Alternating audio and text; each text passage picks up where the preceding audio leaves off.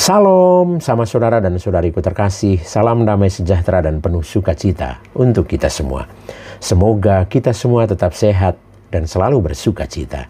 Kita berjumpa lagi dalam Renungan Lentera Jiwa kali ini, dan dalam Renungan Lentera Jiwa kali ini saya mengajak kita semua untuk belajar menjadi model bagi Yesus. Sama saudara dan saudari terkasih, pada hari Minggu 13 April 2025 kemarin, kita sudah merayakan secara meriah perayaan Minggu Palma. Kita bersorak gembira menyambut Yesus dalam Yerusalem hati kita. Kita juga berkomitmen untuk berjalan bersama Yesus. Kita mau menjadi keledai tunggangan bagi Yesus untuk membawa Yesus kemana saja, terutama ke dalam hati setiap orang yang berada dalam kegelapan dosa, supaya mereka menemukan terang dalam Yesus. Kita semua sudah memasuki pekan suci dengan mengosongkan diri dari semangat dan hal-hal duniawi melalui persiapan-persiapan kita selama retret agung 40 hari yang kita sudah lewati dengan sangat baik.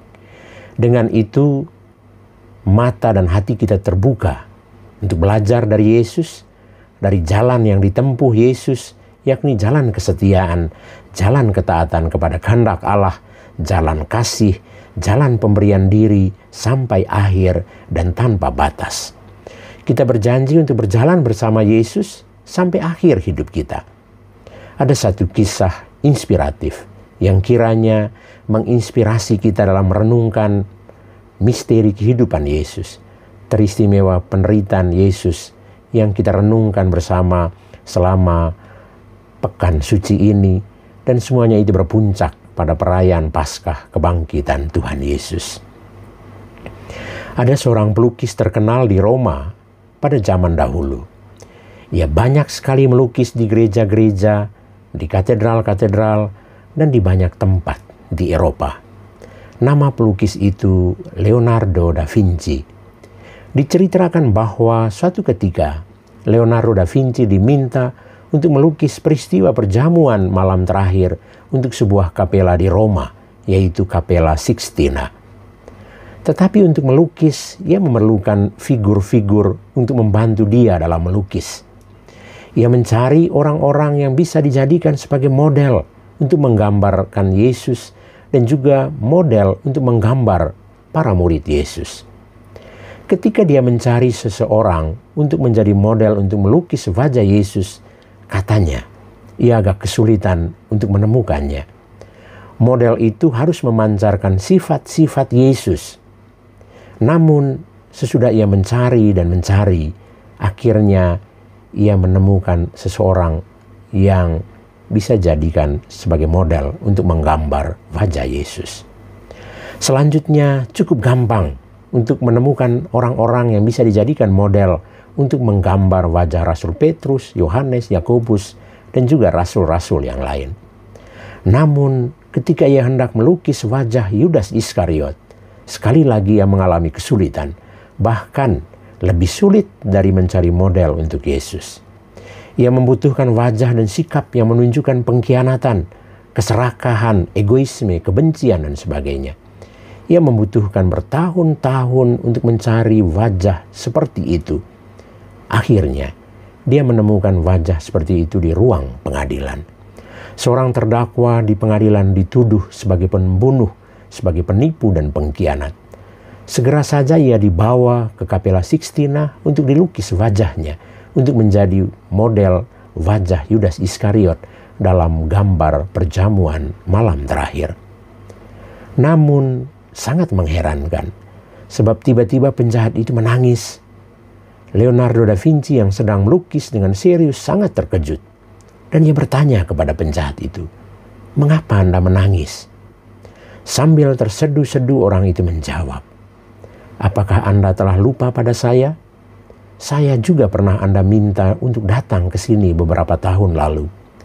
Waktu itu saya menjadi model untuk Yesus." Leonardo da Vinci pun menjadi tercengang. Sama saudara dan saudari terkasih, kadang-kadang kita menjadi model bagi Yesus, tapi tak jarang juga menjadi model pengkhianat bagi Yesus.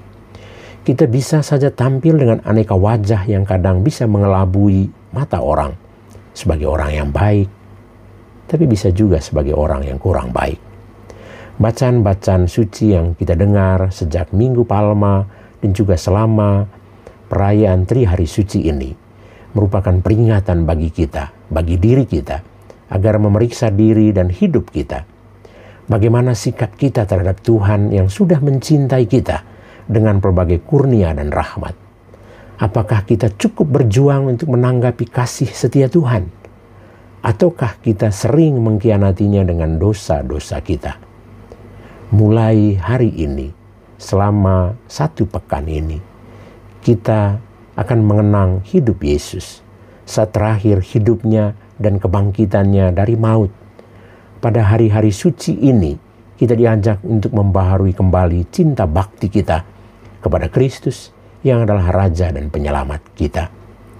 Dahulu Ia telah disoraki di Yerusalem, dan hari ini kita menyoraki Dia dalam liturgi hari Minggu Palma yang sudah kita rayakan. Semoga hidup kita pun menjadi pujian dan sorakan hosana bagi Yesus Sang Raja, dan berusaha untuk semakin beriman, semakin menaruh harapan surgawi padanya. Mudah-mudahan hidup kita selanjutnya sungguh merupakan wujud nyata dari keikutsertaan kita pada jalan Tuhan. Yesus Tuhan mengajak kita untuk menjadi hamba yang setia, yang taat, dan bukannya menjadi pengkhianat terhadap kehidupan sesama.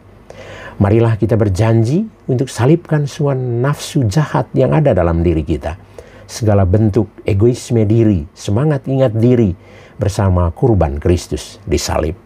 Sehingga pada akhirnya kita boleh mengalami kemuliaan kebangkitan sebagai orang-orang tertebus. Memang jalan salib Tuhan adalah jalan untuk menguburkan segala manusia lama hidup kita yang bergelimang dosa. Jalan untuk meraih hidup baru yang penuh kemuliaan. Mari kita terus berjuang untuk meraih kebahagiaan, meraih surga sebagai tujuan hidup kita dengan terus berbuat yang baik, berbuat yang benar.